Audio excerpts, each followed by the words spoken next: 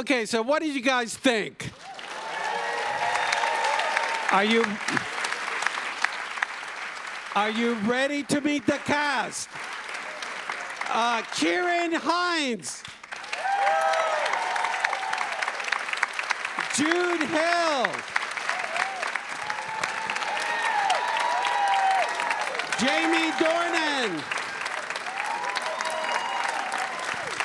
And Caitríona Balfe. And please welcome writer, director, Sir Kenneth Branagh.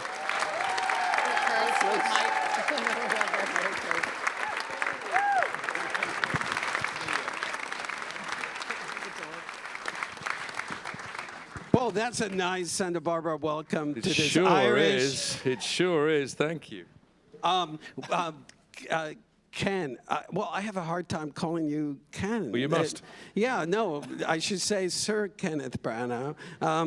My goodness, when I introduced the film, I told them that you wrote the film during the pandemic and you actually filmed the film during the pandemic. And what I pointed out is that we could immediately relate with life-changing in a dime, and everything went from joy to lockdown, and that we could all totally understand what this family was going through.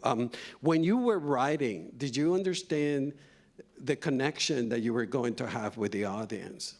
Well, first of all, thank you for that. That's very, very kind of you. Thank you all for coming very much indeed. We really appreciate it. Thank you. The great joy of the experience of making this film and taking it to the world has been to understand that that's been happening. It really, a hope that would happen was the reason to write it in the end, because I didn't want the film to be a sort of navel-gazing exercise, some sort of personal therapy for me. I wanted it to be something that could be that had some point of recognition for other people. A friend of mine who saw the picture in Australia yesterday sent a note just saying, you know, we've all been Buddy. And it was nice to hear that. I think a lot of other people have identified with the difficulties of families making sacrifices and difficult decisions, and particularly across this lockdown, we have all had our versions of living in very unsettled times where we don't know quite what's going to be happening. There's a sense that we're living on a kind of code red, you know, where things might escalate swiftly. And so the hope was that it could speak to the world, but be very firmly rooted in the place that we more or less all come from. Yeah, Ciarán, you were born in Ireland and not far from Sir Kenneth's neighborhood, but there was a big difference. You know, you were Catholic and he was Protestant. You know, can you, from your joining this production, can you tell us a little background about the differences of the Catholics and Protestants? The fact that you all were living together happily, but then all of a sudden this happened and divided them. Yeah, we come from a culture that we were living together but apart. I mean, Northern Ireland was created 100 years ago, and so there's always been problems in the formation of the state, and the Catholic Church wanted to hold on to the education of the Catholic people, and the state education, which was mostly unionist British, had their state education. So from the age of 4, our community, Catholic and Protestant, were separated. We went to different schools, which is a terrible way to bring up any group of people together, because the mixture that we all are and the sharing of ideas and ideals, at the age of 4, we're all young, innocent, wanting to learn. But suddenly we're divided and we're learning different rules and separate rules. And right now in the north of Ireland, or over the past 25 years, there's been a huge movement to incorporate integrated education. And it's very important for our culture, for the generations to come, that moves ahead. And I was fortunate. I went to a Catholic school. Ken went to a Protestant school. We were born half a mile away from each other. I went to the Catholic primary school that was almost opposite Mount Collier, where Ken lived. Right, so I was at a Catholic school opposite where he lived, but we would never have met, which it took 60-odd years for that to happen. But hey, here we are, and I'm delighted we did meet. I was just going to say, I was fortunate, though, because when I brought up in the Catholic tradition, like this young fella as well, we both did Irish dancing. Different decades, obviously. But through Irish dancing, there was this wonderful dance teacher and a great violinist called Patricia Mulholland, and she didn't want just the Catholic tradition. She was very inclusive and mixed everybody, Protestant, Presbyterian, Dissenter, Catholic, to teach the rudiments of Irish dancing. And in that way, I was very fortunate because I got to meet people from the other side of the community, and so I never had any issues with it. But there are issues that need to be dealt with. Caitríona, I actually read that your father was relocated when you were a young lady. You know, your connection to Ma and the character, you know, based on your background, can you tell us about that? Yeah, well, I mean, I'm not from Belfast, and where my dad, I was born in Dublin, but when I was a baby, my dad, who was a Garda sergeant, was sent to the border because at that time things were really heated there. So it was becoming much more sort of, I guess, militarized or whatever. So I understand in a way, you know, when I look at my mother's life from that time, she left what was a very tight-knit family community. You know, her and all her sisters, they all lived very close to each other. They both lived very close to my grandparents, or they all lived very close to my grandparents. And they made that decision to kind of go to Monaghan, which was really tough for my mum. You know, the borderlands of Ireland aren't, when you move there, they're not very welcoming to, say, the government, police, and things like that. So as a family, we weren't exactly welcomed when we got there. And so I watched her sort of struggle to find that same, I guess, community that she had left. And I think it was really tough for her. So in a way, you know, when I was approaching this role, there was a lot of my mother went into it. Yeah. Jamie, I love your character because he has so much fear, but then celebrates the joy around his world. And, you know, can you tell us about you know, stepping into the shoes of that character? And is that something, based on your background, is that something that is typical of Belfast, Irish people? Yeah, I mean, I think life, the way you said that, I think life is that. It's like we're fearful a lot of the time and we're trying to find joy to kind of subside the fear often. Life is a series of challenges, is my interpretation of it, and you're always looking for levity and joy to try to get through those moments. People from Ireland have always faced challenges, not just from the formation of Northern Ireland 100 years ago, but forever. Ireland have sort of been on the back foot. And what that has done is created a lot of very resilient people, people who have a very strong sense of family, strong sense of community, of needing each other, but also a strong sense of joy, fun, laughter, a sort of wicked, often quite dark sense of humour. And a lot of these things were wrapped up in Pa anyway for me, and I recognise that. You know, I'm from Belfast, my dad was from Belfast, my grandfather actually... There's a show that Judi Dench did called Who Do You Think You Are, which is a great, you know, insight into people's lineage.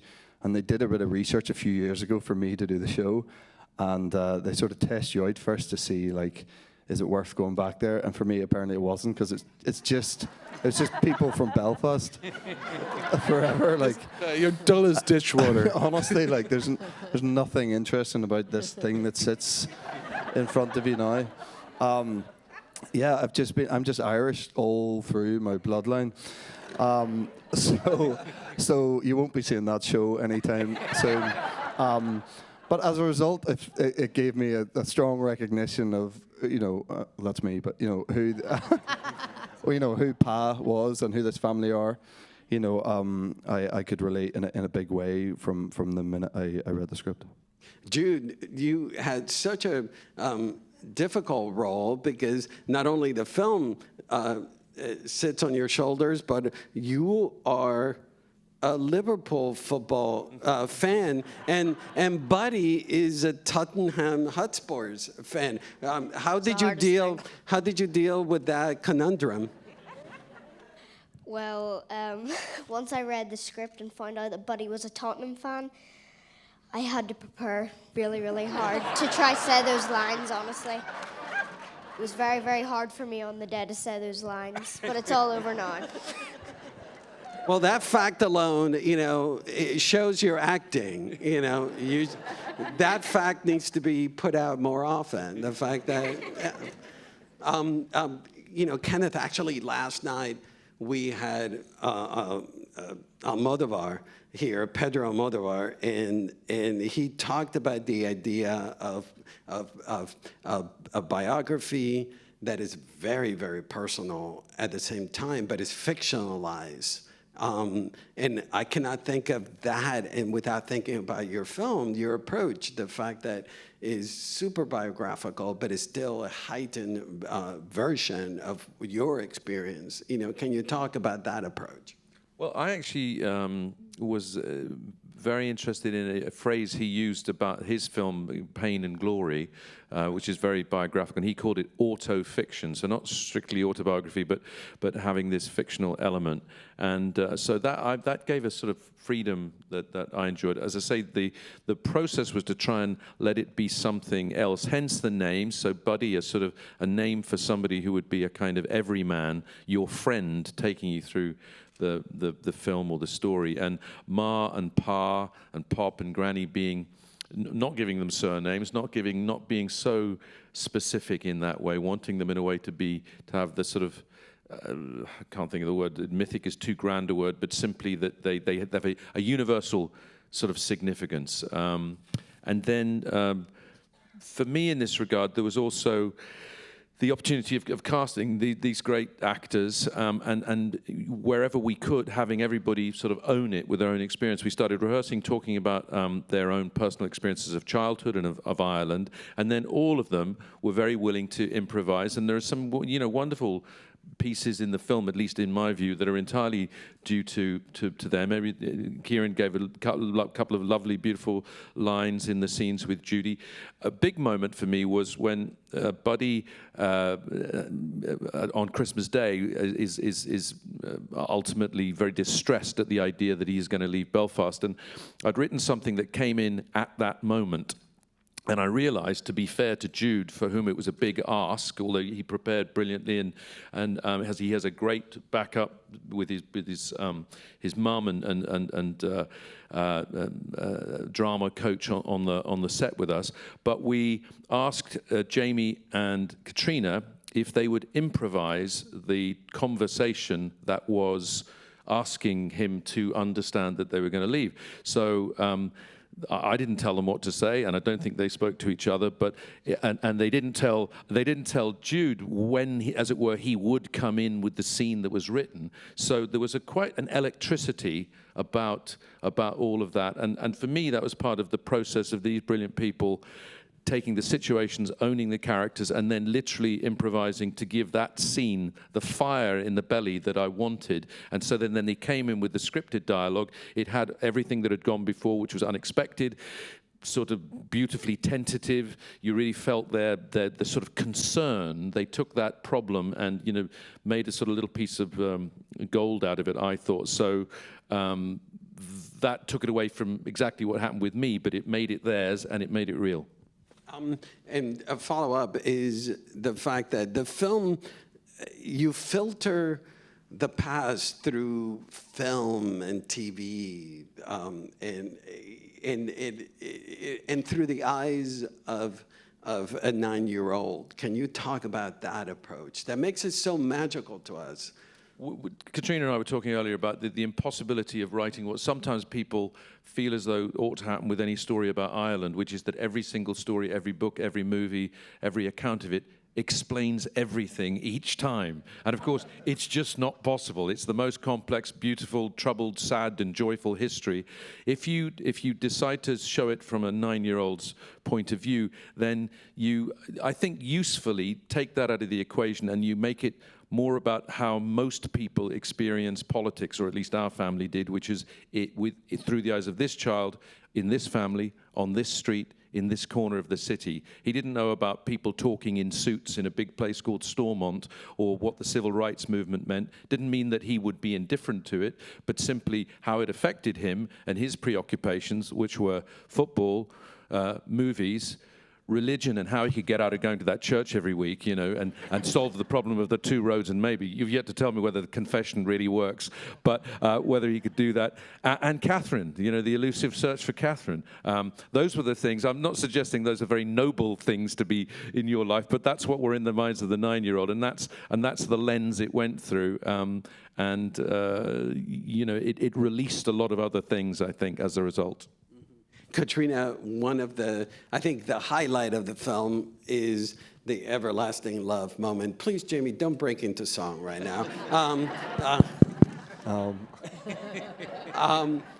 But what I love about that moment is that the stakes, the fact that your ma, her whole life is falling apart, and that, you know, the relationship with Pa is on ice, and there's such a joyful, complex situation where you're at. You know, can you tell us about that scene and playing it out? Yeah, I mean, it's so needed for the characters at that moment, you know, especially for Ma. It's those outside elements that are sort of pulling at them. You know, it's almost reached that crescendo, and it's, you know, his line to her where he says, you know, I don't know that you and I have got till Easter.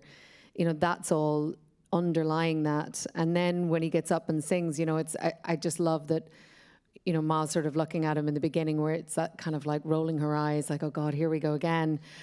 But he's such a lovable rogue in that moment. You know, it's everything that sweeps her off her feet about him, you know, his tenderness, his humor, his, you know, that, all of those things, it's sort of all laid up in that. And it's, you know, it's so important in that moment where, you know, obviously we've lost someone who's so important to us, that the idea of the importance of life and love is reinforced, and that's all sort of rolled up in that. And it was such a joyful day to film it. I think it was the first day we'd had more than maybe 6 cast in any scene, and we had everybody together. And, you know, aside from the initial kind of anxiety about having that many people under a roof, yeah, I'm sure it was great. We were all just really relieved to get rid of Ciarán, and we were like, let's have a party. Yeah, I didn't make it somehow. But it was just such a great day, and of course Jamie absolutely knocked it out of the park. You're terrific. Both of you are terrific in that scene. Ciarán, you know, we don't have Dame Judi Dench here. You know, tell us about working with the Dame. There ain't nothing like a dame. No, Judi Dench. So she's feisty, she's funny, she's witty, she's wicked. She's really everything a man would want of a wife. You know? And we sort of, I decided, just there is a little difference in our ages, and we decided if I'll age up a bit, you age down a bit, and we'll meet somewhere in the middle. And we seem to get on. But the relationship with Judy is, because she's an extraordinary actor. She really is. She's her instinct. She's quite forensic about when she works as well, about what exactly is going on here. And then her instinct, her extraordinary instinct, and she clears away any cobwebs about fussing over what might be added in or what not. She gets to the point. and she gets to your heart. All that beautiful, you can see it in her eyes, you can see it in her close-up, the thought, the depths of thought that go on behind her work, that exists once the camera starts rolling. Once the camera stops, she's gone somewhere else. It's miraculous. So that's what I'm saying. She's a miracle. And Jude, when you got the part, did you know who Kenneth Branagh was? Oh yes, I've known who Ken was for a long time. And honestly, whenever I found out that he would be directing it and he wrote the script for it, I had to pinch myself because I couldn't believe it. It was a dream come true.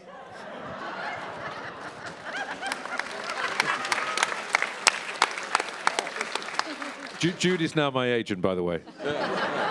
How much did you pay him to say that? Jamie, the fact that you guys shot this through the pandemic, what was it like for you guys to be all together doing it? I mean, it was a totally unique experience for all of us. Obviously, we were the first production out of the blocks during COVID. Certainly in the UK, us and Batman were the only jobs that were shooting. That's why I turned down Batman, so that I could do. Just want to publicly make that clear. I heard it was because the suit didn't fit, but Yeah, it was. Ooh. Yeah, it was a bit baggy.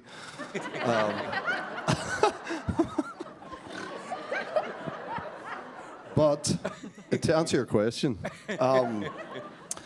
yeah, it was unique, you know, and a big part of making movies, making television, doing plays, whatever, is the bond that you have with these people. I'm forever trying to explain to my mates who have normal jobs, all the boys I've grown up with, and they always can't understand where I have a birthday or something and someone comes along and they're like my best friend, but a year ago I'd never met them. You know, they never understand that. And I'm like, you need to understand how the time spent with people on a film set is like no other time. It's very intimate. It's very close. You're literally exposing yourselves, being the most vulnerable version of yourselves for your work every day, and it brings people tightly together. This was different because we're in a pandemic. We're all getting COVID testing every day. You're usually going out, you know, after a long day and having a drink with each other or going for dinner. We weren't allowed. We were denied all of that because of the restrictions.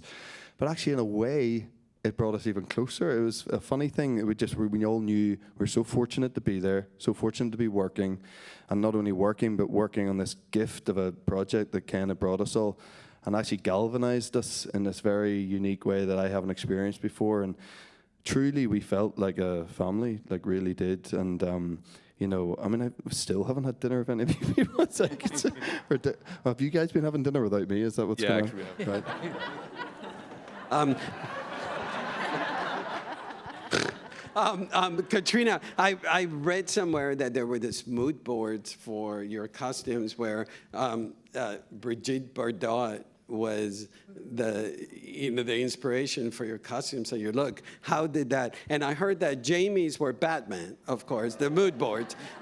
You know, how did that help for you? definitely doesn't help. when Wakana Yoshihara, who's our incredible hair and makeup designer, she sent through the first images, and yeah, it was Brigitte Bardot and Batman. Who was yours again? Marlon Brando. Marlon Brando, that's right. And you kind of just shrink. You're like, oh, what? I look absolutely nothing in that vein. So, but luckily there was a big wig, so that helped.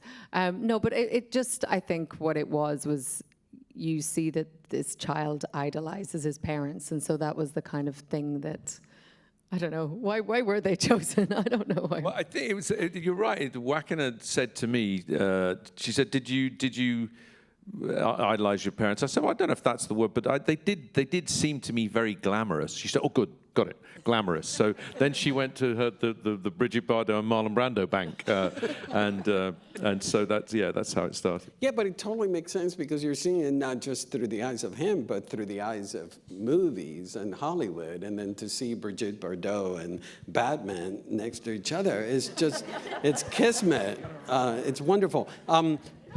Black and white, Kenneth, can you talk about the choice? I mean, I kept thinking of Kappa, the photography, Cartier-Bresson, the rich black and white photography. Can you talk about your choices? Well, those were inspirations, great photographers, but also great Hollywood movies, and the sense that black and white gives you this kind of forensic look at people. Harris, who was our cinematographer, said that he felt relative to this story that color would describe how people look, but black and white would help convey how people feel. And so the poetic value of it was strong.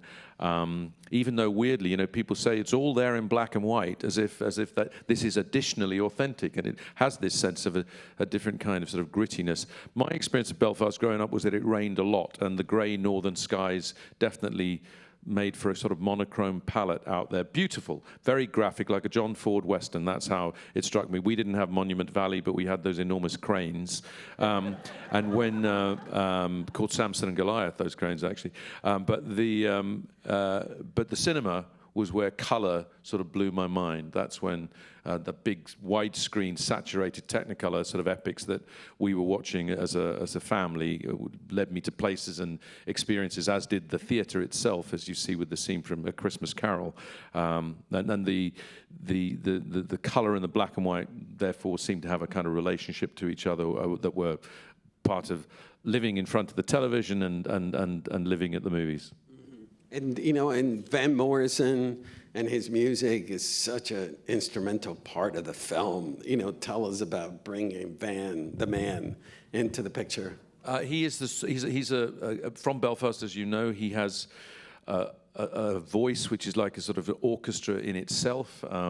He has that indefinable quality, not just in the musical sense. He has soul, and he brings what he calls his corner boy music. Describes himself as a corner boy, somebody who grew up on the streets just like Buddy does. And he wrote the first song in the film, Down to Joy, is a new song of his. He wrote the saxophone sort of mood suite that is there, and of course we were able to use and in some cases via him rebalance and remix some of the classic tracks that are in there. So to many people, I think he is a sort of completely embedded part of Belfast, and his artistry really blesses the film. And Ciarán, the film was shot on the set, recreating the Belfast that you grew up in. Can you tell us your experience of shooting in that environment of the set recreating your Belfast? Yeah, we due to the pandemic, it was obvious to Ken that it would be far too risky to go out in the streets of Belfast or to recreate this. So he brought Belfast round the corner from his own house, I believe, in Royal Berkshire. So Belfast moved to Berkshire, and Ken was able to. He discovered that there was a disused school there and an unused aerodrome, and they built the sets in the middle of the English countryside. And I remember the first day when I went down, he said, because we were all kept separate for safety's sake. And when Judy and I were brought onto the set for the first time, it was a very strange experience because I was back in my granny's house. They had actually, not just the shape of it, everything around it, from the dressing of the set, the props of it. And I don't know what the choice was for people in the 1950s, unless everybody had only one choice and dressed all their houses the same. But I was suddenly back in my grandparents' house. And it was, it brought me back to when I would have been Buddy's age, or just before, the late 50s. And it just, knowing that it was a creation, and yet it smacked of utter authenticity. And Ken, we've loved you your entire career in theater and in film, but this is your most personal film today. Can you tell us how you feel about people's reactions, about seeing the film? It's won so many audience awards, this film, Toronto, and more to come. Can you tell us how you feel? Overwhelmed. It's been overwhelming. It's funny to be here. My first visit to Santa Barbara was in 1990 to the Santa Barbara Film Festival. I was 29 years old, and I met the incomparable Dame Judith Anderson, late great denizen of this city, who had scared the bejesus out of me when I was in Belfast watching. She plays a character called Mrs. Danvers in a Hitchcock film called Rebecca, and she's the scariest housekeeper you'll ever meet. Which stars Laurence Olivier, and you, Academy Award nominated, playing Laurence Olivier. A weird series of wheels within wheels, but it was. This place is connected to an experience I had with that film. You were all most of you weren't here then, but the city, the festival, Judith Anderson was so generous to that film, which was an entire labor of love and a privilege, and little did I know that it would be the beginning of a career that's, where I appear to be still going.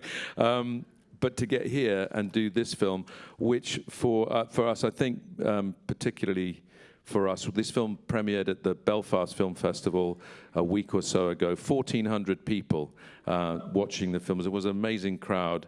It was an electrifying night, one of the greatest nights of my life, and it was wonderful to see that, to see and feel what the town felt about the piece. That they were also immensely proud that the movie was going out to the rest of the world, including this beautiful place. So it's been overwhelming and thrilling, and I'm just very grateful and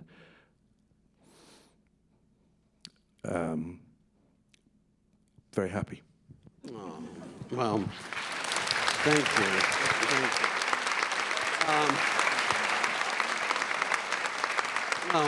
You guys are the greatest ensemble I can recall in a really long time. Thank you so much for being here, guys. Thank you very much. Thank you.